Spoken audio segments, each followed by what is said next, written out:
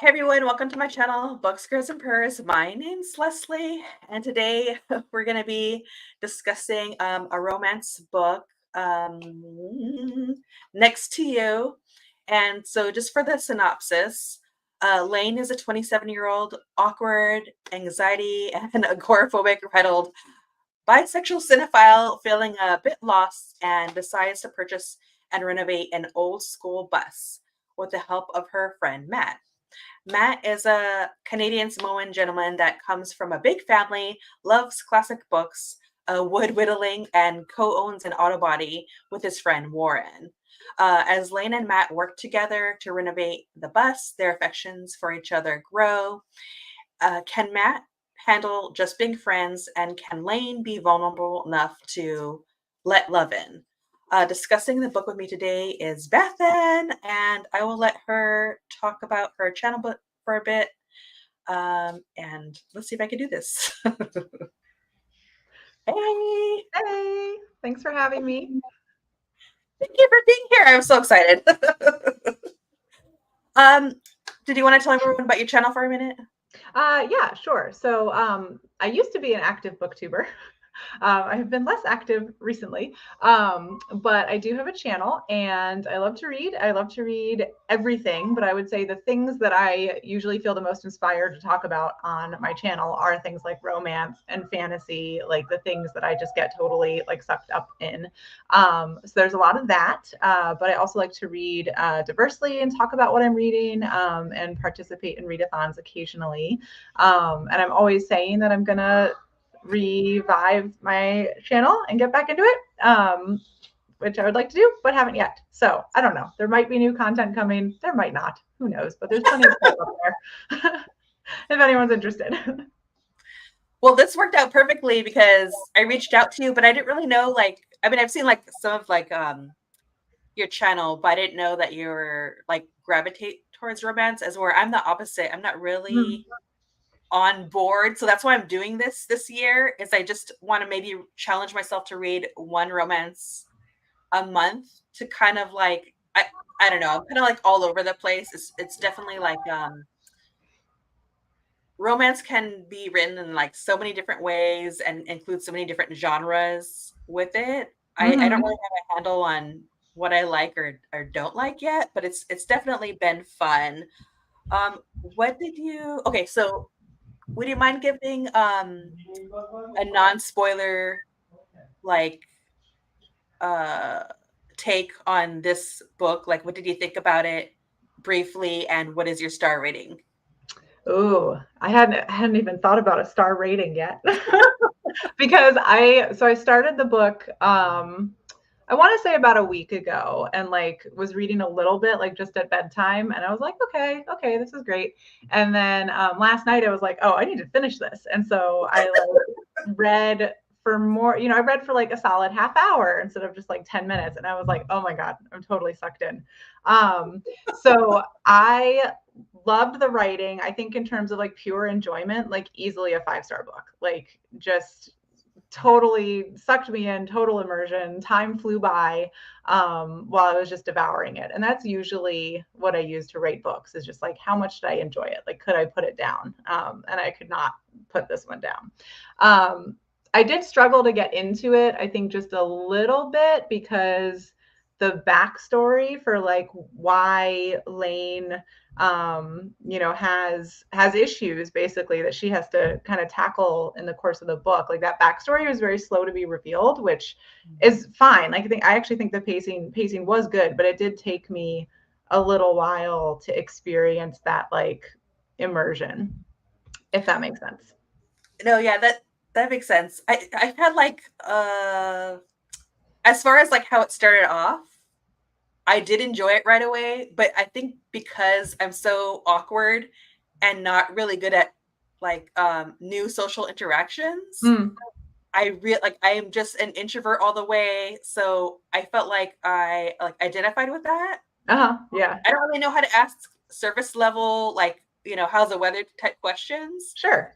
So like when she's meeting Matt, and I think she just tries to like get the straw, but like tongues it around the cup. Yeah. I was like, that would be something so dumb that I would do. So awkward. Yeah, so cute. I'm like, "Ooh, this is painful and relatable." Yeah. So I think that kind of like the awkward interactions like hooked me in. Mhm, mhm. There's two nitpicky things.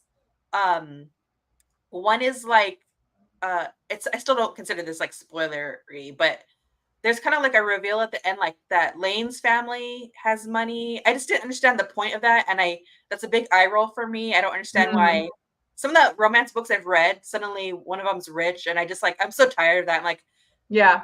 or if it becomes it wasn't a solution in this book, which was I'm glad, but I just don't like when money is a solution to romance. Ah, And so interesting. that kind of Yeah. like is a little bit of a red flag for me. So I'm glad that wasn't it. But and then also the ending lagged for me. Okay. How did you feel about that? Did it feel like it lagged for you or no?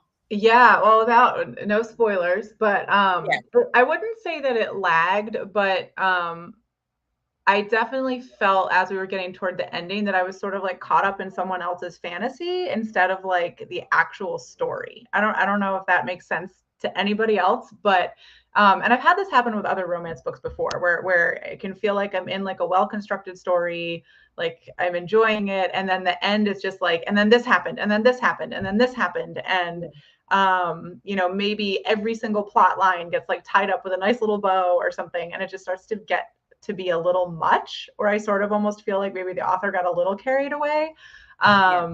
So it's not exactly lagging per se, but it was sort of that feeling of like the book should be over now. Why is there still like 10% on my Kindle? And there was still like things happening, Um, yeah, and it didn't take away from my enjoyment of the book, but it was also like 3 a.m. So I was just in it. That's so funny. Yeah. I Yeah, really like yeah, it's the romances I'm really like spinning through them, but it's usually like that last week before the show comes on, and then I'm like, yeah. I have to read it. Right, right. I've got to finish it. Yeah, yeah.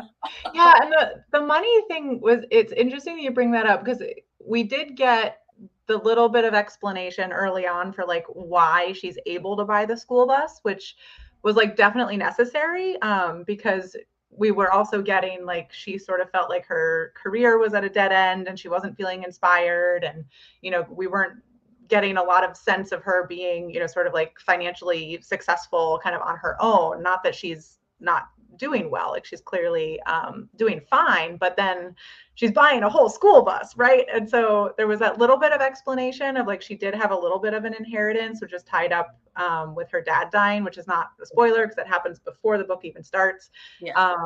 and it's part of the background of her character. But then, yeah, the why is she like mega rich all of a sudden? I guess that kind of felt maybe a little unnecessary, although there were some funny moments towards the end of the book where there was like a lot of humor involved in that I appreciated. Yeah. Yeah, it was interesting. Since I'm not completely familiar with romance, I try to see if I could recognize any romantic tropes in this. The only Mm. one I know of is friends to lover. Were there any other tropes that were embedded in here that you're aware of? Oh, that's interesting. Yeah, I tend to not pay super much attention to tropes, and I say like I cover romance on my channel, but I'm not like an avid romance reader in the way that like romance booktube is like into romance. It's just a genre that I enjoy, and it's just easy to pick up sometimes. So that's sort of a caveat of like I don't know a lot about tropes necessarily, but yeah. So friends to lovers. I think there's also definitely I think it would be a trope, but like sort of this idea of like the sort of daddy guy. He's like really strong, but he's not like totally ripped. So like the dad bod who's Yeah. gonna take care of you. Like there's a whole, I don't know, subgenre of romance that's very into that. Okay, I didn't know that. Yeah, yeah. Well, I could be making that up, but I feel I definitely like follow some authors on Facebook where like that's a lot of like what they write, and people are like very into it. So I assume that if you've got a following for that, then that probably means it's like a more widespread thing. Yeah, that's probably probably what I would be into. Because even when I saw the cover, I thought, oh, this is kind of like a Jason Momoa type, but dad bod, and it's Yes, so funny. yes, yeah. Oh my That she gosh, actually dive exactly. on like 2 different times. Yeah, yeah, she's really into it. Yeah. And you know, I certainly get that, but the as like something that's attractive, like sure, yes. But the he is pretty over the top in terms of the like taking care of her side of things. I don't know if you like that's nice, but sort of by the end of the book, especially in the epilogue, I was like, wow, he is like all up in her business all the time, like taking care of her, like emotionally. I guess there are many ways we could be talking about that. Let me specify it's the emotional side where I'm like, that's a little much, but that might just be me and my Yeah. I'll cynical I'll I'll nature. definitely I'm gonna comment on that, but not just yet, but I'll get to that. Mm, Was there anything that you found unexpected in the book? interesting. Is there anything unexpected? Hmm. I don't think so. What about you?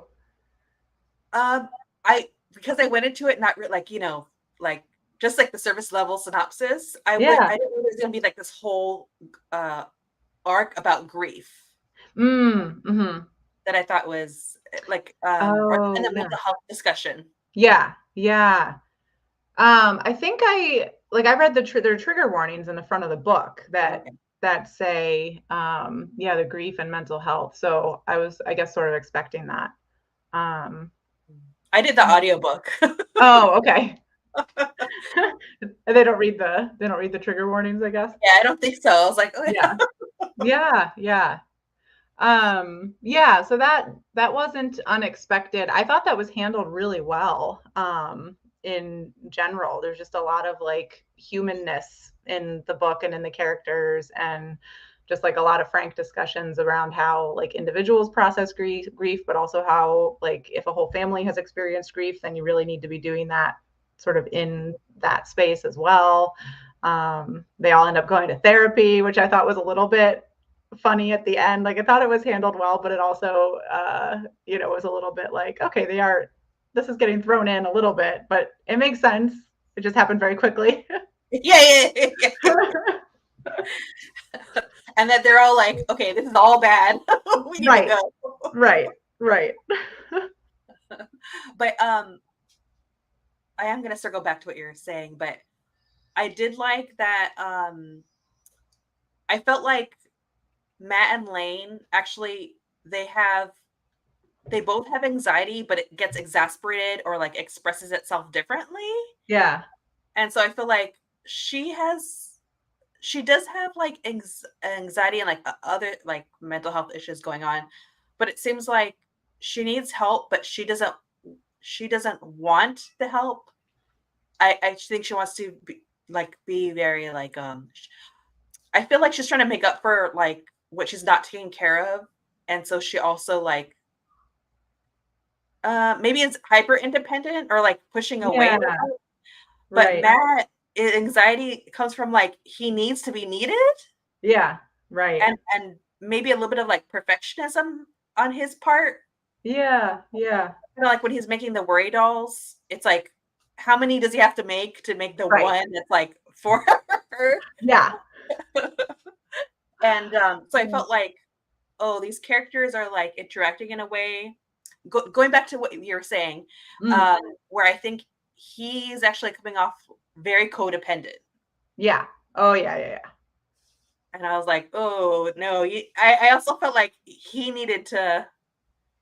you also need to go to therapy Yes. Yeah. if that Yeah. relationship's really gonna work. But that's not really what she did in the book.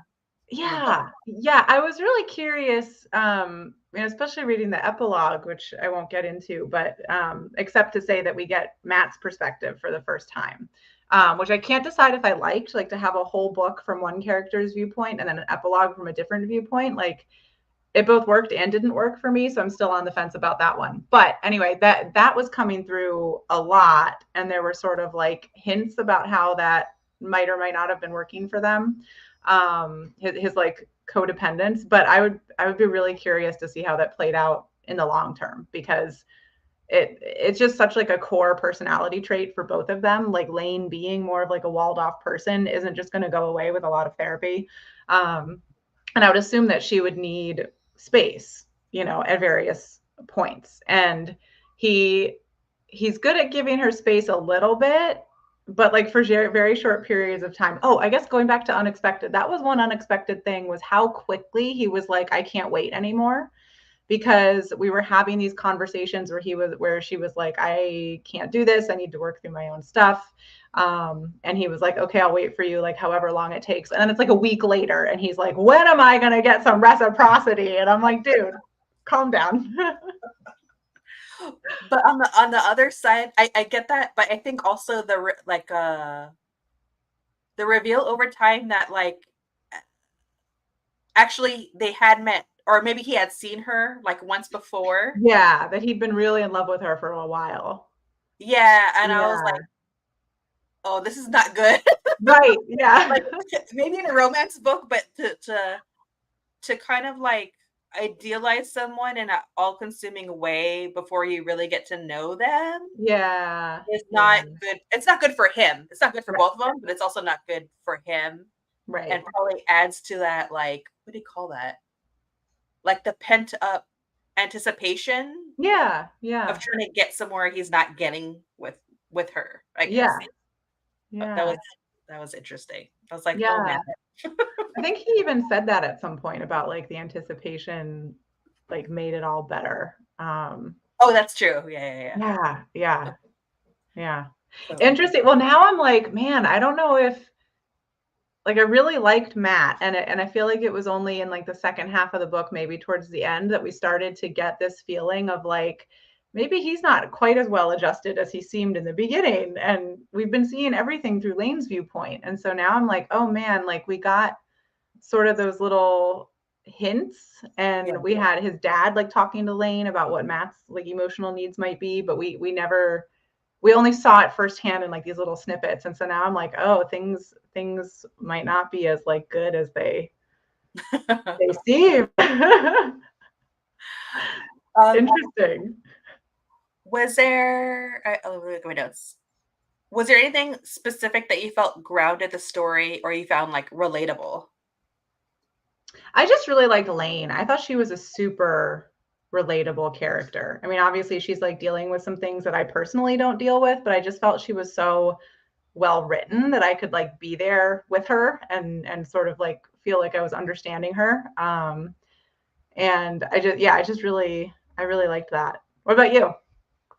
Um, so there's two things that stuck out for me. One of them was from chapter 9 when like Matt and Lane are having a conversation, and she's talking about what she thinks she's supposed to do. Mm, And Matt says, "Why do you think there's something that you're supposed to do?" And she says, "Isn't there sometimes it feels like everyone else has a script and I'm doing improv?" mm-hmm, I thought that hit so hard. I felt like this is an indication because she's like around 27 uh years old.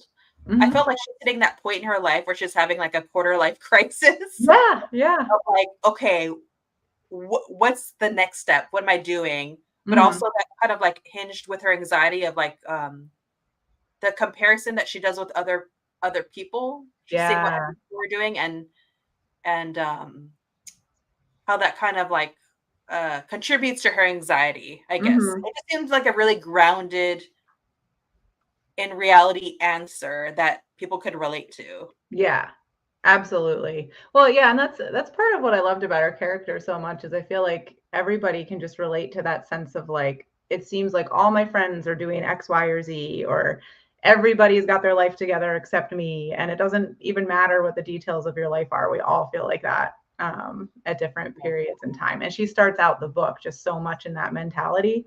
Um, and she doesn't really explore it for a while, which I think is also very human. She's just like distracting herself with TikTok and stuff. It's like, oh yeah, we've all been there, Lane. Yeah, there's another part where she's just spending all this time, and Yeah, I'm like, ooh, I feel called out. right. I was like, oh gosh, don't look at me.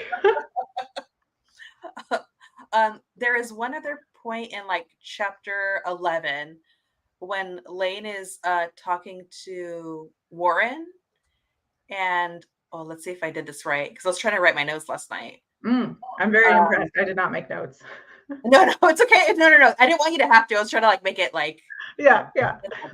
um when they're talking about like a potential relationship with Matt, Mm, and Warren tells her, "Listen, maybe Matt isn't the one, but he feels like a real possibility to you, and that scares you. In my yeah. experience, there's ish you have to work through. The good stuff shouldn't feel scary." Mhm. And I felt like that felt like a very grounding moment. I like actually I like the whole story as a whole. It just felt very grounded in reality. Mhm. This felt like a relationship between friends. Yeah, yeah. I think this is like a great example of like how a conversation can catapult the story forward, Mhm. and it didn't take me out of it. Like it's clearly a moment that uh Lane has to hear this or come to the conclusion in some way, Mhm. move forward, but it didn't feel like the author writing it. Do you know what I mean? It felt like Yeah. lived in through the characters. I thought that was Yeah, like really yeah. well. Yeah. I thought that was well done. I thought that the friendships in general were well done, sort of in that way where like the friends are clearly serving particular plot purposes at various points, but it doesn't feel um it I'm not noticing the puppet strings as much, I guess. Which Yes. I think is sort of what you're saying, where it's just like, oh yeah, that feels very authentic with like what we know about these characters, but it's also driving the plot forward, and I can appreciate both of those things at the same time. Yeah, because I know sometimes not so much in books, but I notice I'll figure that out in like a television show Yeah, where I'll be taken out because I'm like, okay, here's the info dump moment. yeah, yeah, And I hate that. I hate when I recognize that. yeah. But I think that was just like an yeah, a testament to the author's good writing of like Hmm. creating a conversation. Yeah, and there were a couple of moments in the book where I was like, wait a second, we've got these friends who are clearly super important, but we don't actually know that much about them. Yeah. And I think with a different main character, I would have been more bothered by that. But because Lane is so like she's really self-absorbed for like the first half of the book. And I love Lane, so I'm not overly Yeah. criticizing her. She's great, but she is very self-absorbed. She's going through some stuff, right? And it all just works. It's like, oh, right, of course I'm not seeing a lot of that person except in the ways in which they sort of serve Lane, which is sounds really bad when I say it that way, but I felt like it worked in the story. But whenever I would like kind of think about it, I was like, oh, it would be nice to like see more of their interactions or like see a bit more of that. But that really, Lane was telling her story, and so it made sense that we weren't getting kind of like more of that background. I think that was one place where the writing was just like really good in a way that you can't like pinpoint specifically, except that it's like, oh, but this whole feeling like kind of made sense. The whole feeling and like these relationships. I don't know. I'm still trying to wrap my head around that. Yeah. I was gonna ask this question, but I think I kind of I brought this up earlier, but I'm gonna go here. Mm. Uh, what is at the core? What is the core obstacle for each character committing to a Ooh. relationship? Wow, interesting.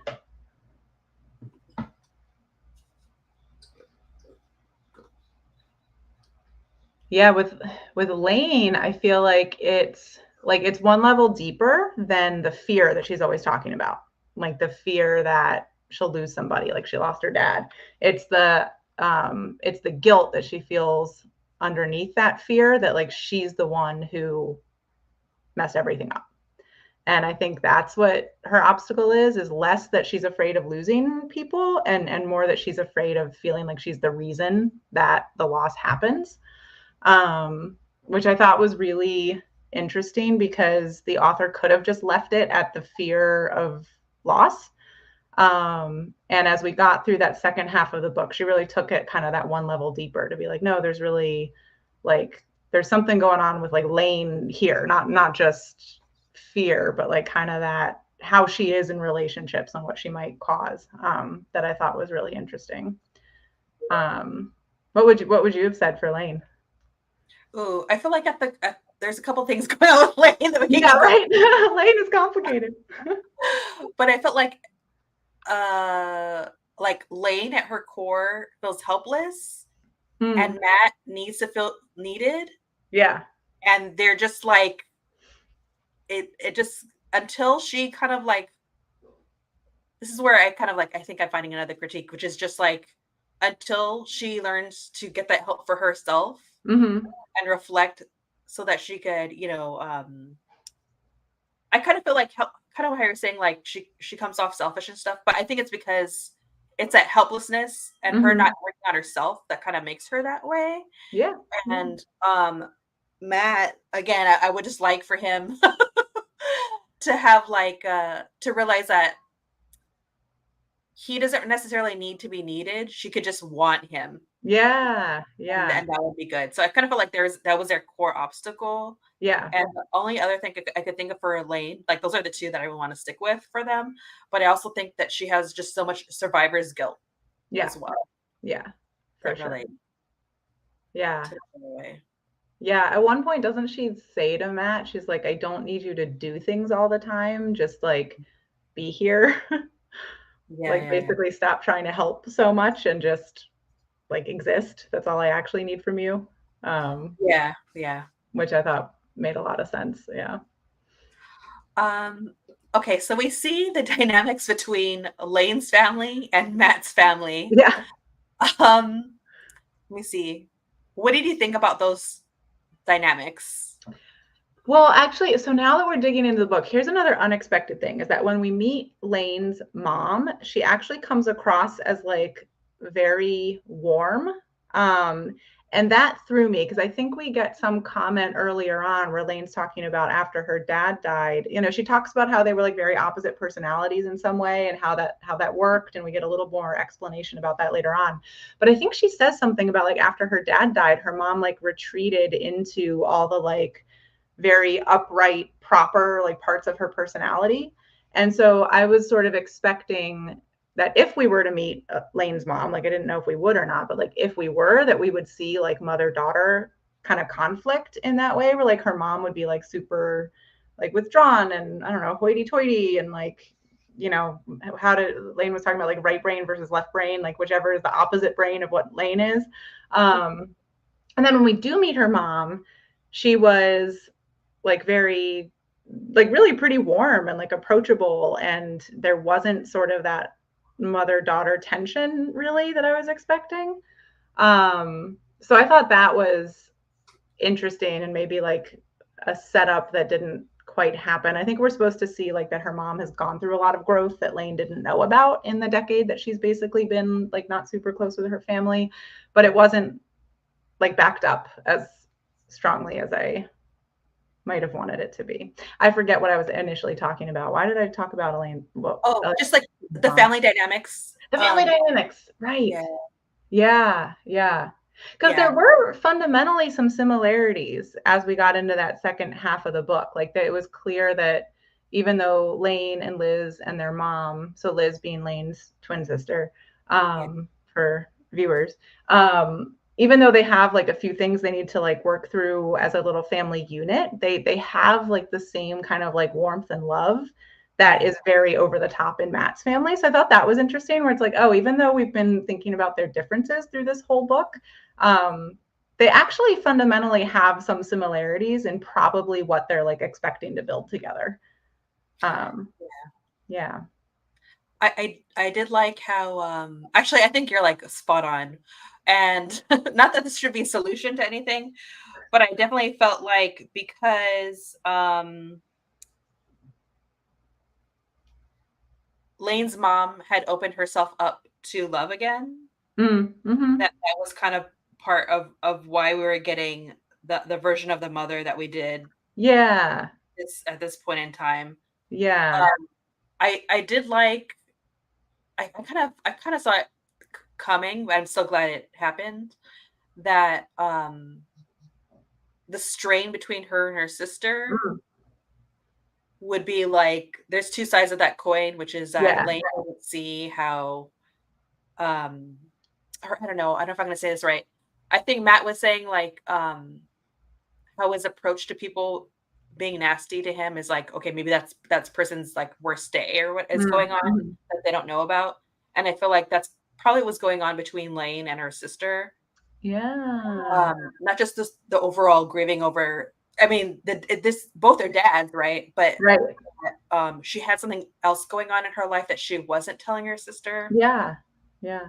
and again, that's due to Lane's anxiety. Actually, I think that's going to make me ask a question again, which is, it seems like because Lane has anxiety, her sister and mom kind of treat her like she has like bubble wrap on, Mm-hmm.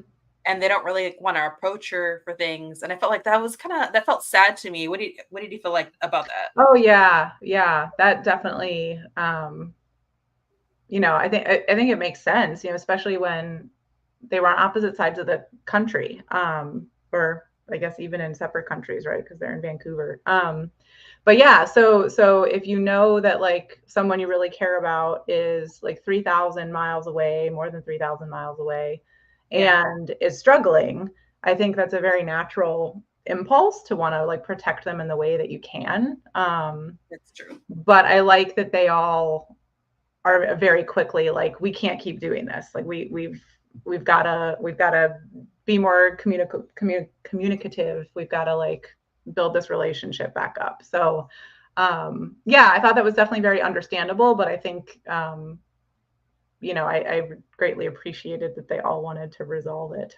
And also going back to your point about Matt saying, I just assume that somebody's having like the worst day of their lives or like a very bad day. And we get that explicitly with Lane and her sister, because it turns out that they had that like fight on the phone in the book. And it turns out that the day of that fight, Liz had just gotten news that like rocked her whole world and like totally shook it and made her rethink everything. And so she didn't tell Lane, but they had a fight because that emotion was like, bubbling up on Liz's end kind of thing. So it's like, oh, that's, Matt's totally right, right? Like they had the one Yeah, fight that we see them having in the book, and it's because Liz had something like really massive going on her end and just couldn't communicate about it.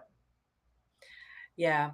I did like how Matt's dad, actually through all Matt's siblings and like the whole family, is we well, by then she like Lane knows clearly how Matt feels, but Mm-hmm. also it's just like another indication that he's been talking about her Yeah, with his family because he's so close to them. right.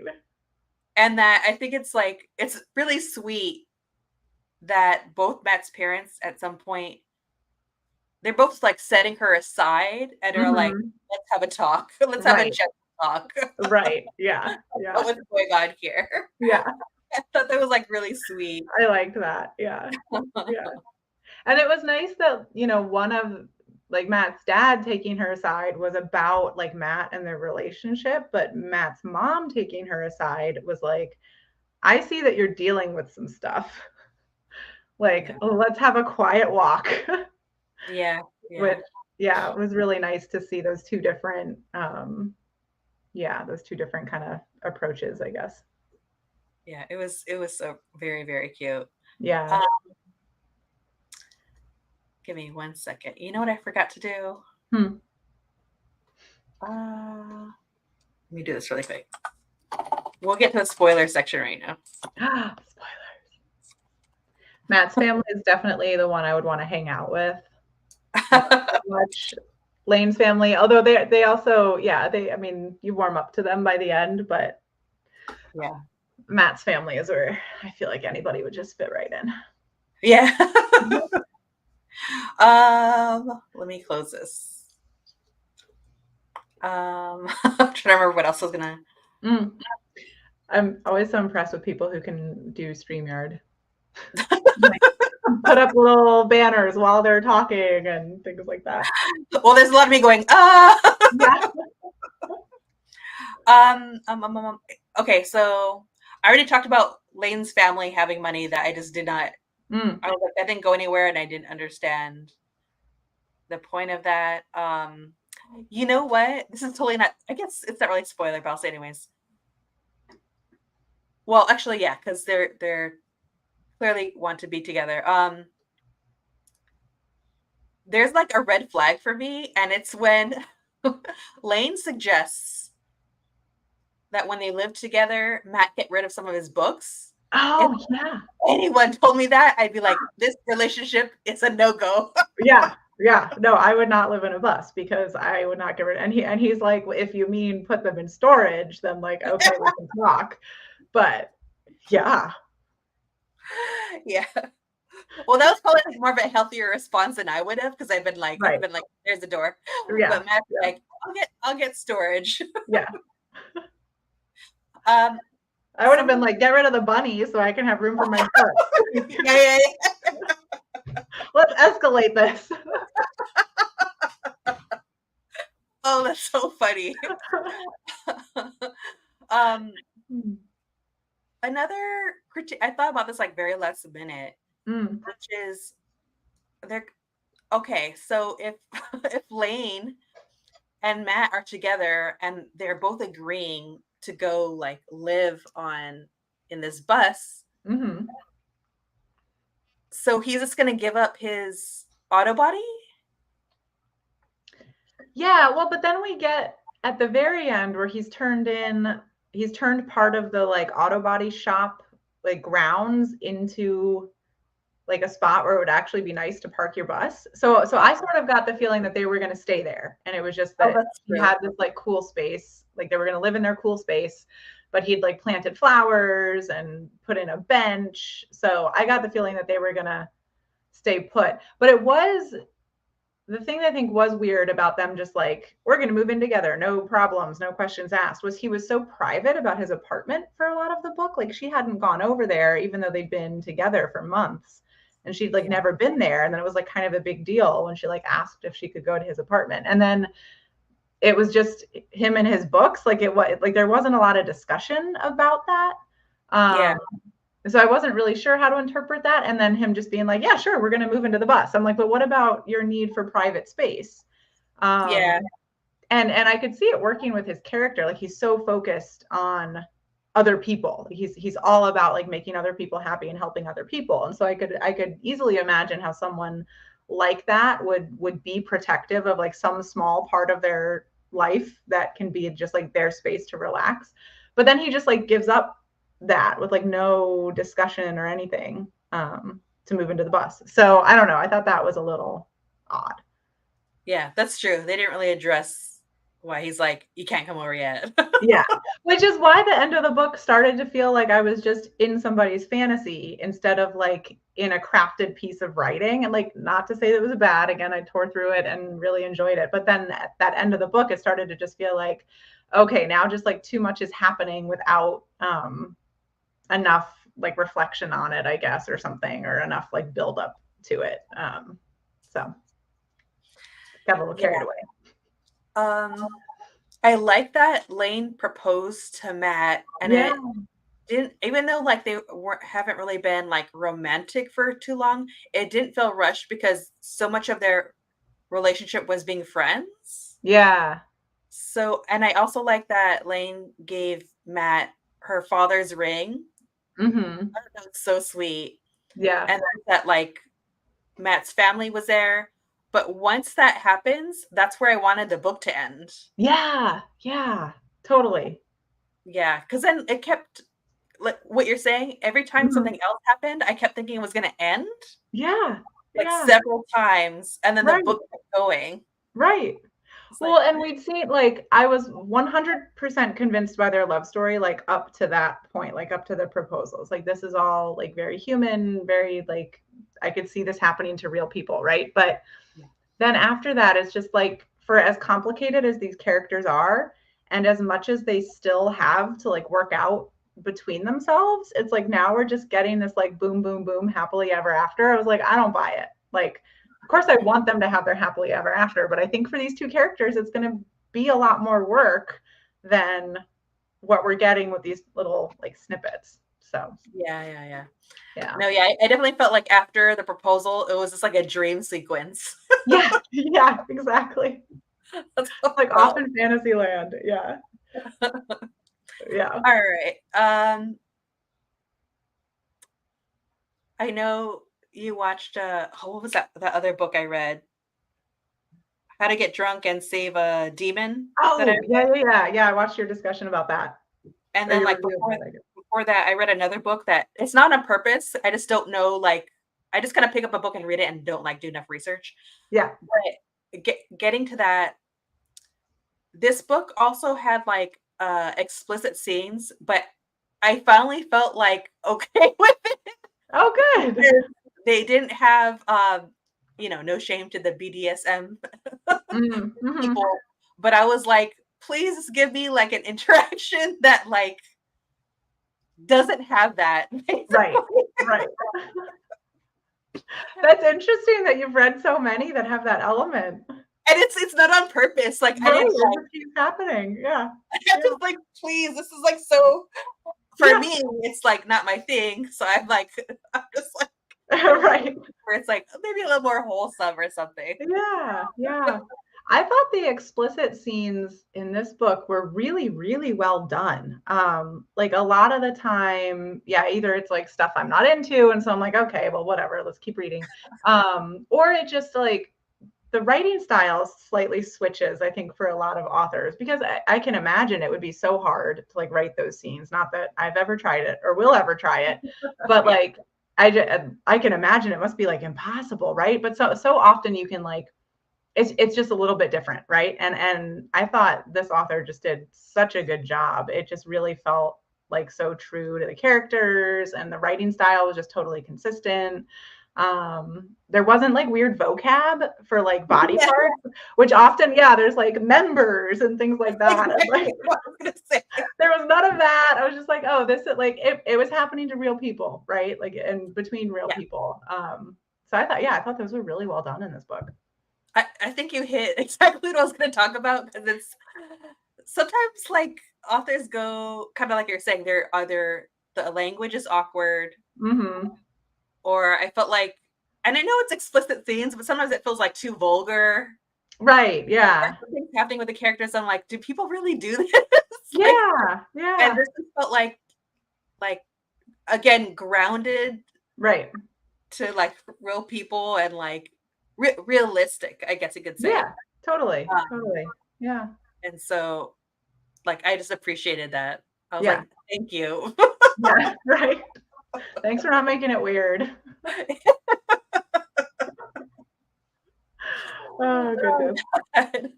'Cause I was just like, I cannot do this again," and especially, like, for the rest of the year, I'm having, like, more, like, buddy reads. Yeah, okay. I cannot show up so embarrassed over, "Hey, kitty cat. Hey, Yeah. gorgeous. Hey, Ooh, meow freak out, meow," freak out. Go over there.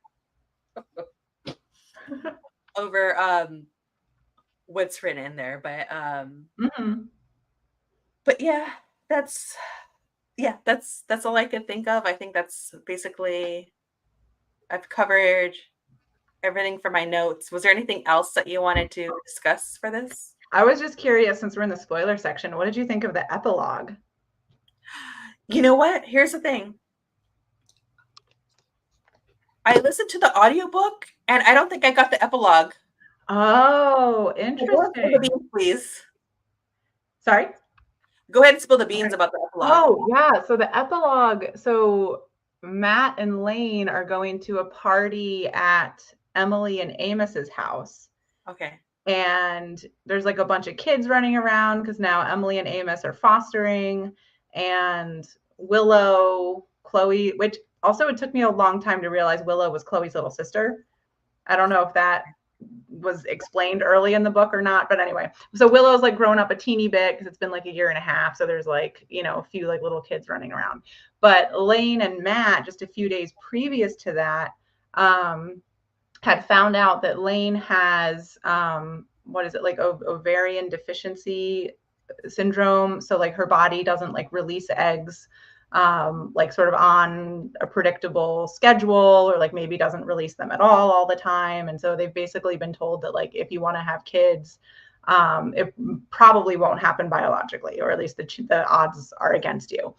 And so it just like, so they frame it in like, well, we hadn't been sure if we wanted to have kids, but like both of us had sort of been thinking about it off and on for the past year and a half since the actual book ended, and we hadn't like decided, but it was still really sad to like get this news because now we don't get to make the choice. The choice is like taken from us. And it's all from Matt's viewpoint. So he's like just kind of processing this, and he's just really worried about Lane like going to this party where there's like a ton of kids and they've just had this diagnosis and they haven't even told their friends yet. Oh, Chloe's pregnant. That's what the party is. Emily and Amos are throwing a baby shower for Chloe. Okay. So we're just in Matt's head and he's just like worry about like, how is Lane going to handle this party? And Lane is like clearly having some feelings, but is just like, I'm going to be fine. And we're like here for our friends or whatever. And they have like a little bonding moment on a trampoline after like playing with all the little kids. And then they're kind of like catching their breath for a second. And Lane is just like, let's just let the universe decide. Let's cut it with the birth control. We'll just see what happens. If it happens, it happens. If it doesn't, then we have a great life together. And Matt's like 100% agree. And so they're like on the same page. But it was very sweet.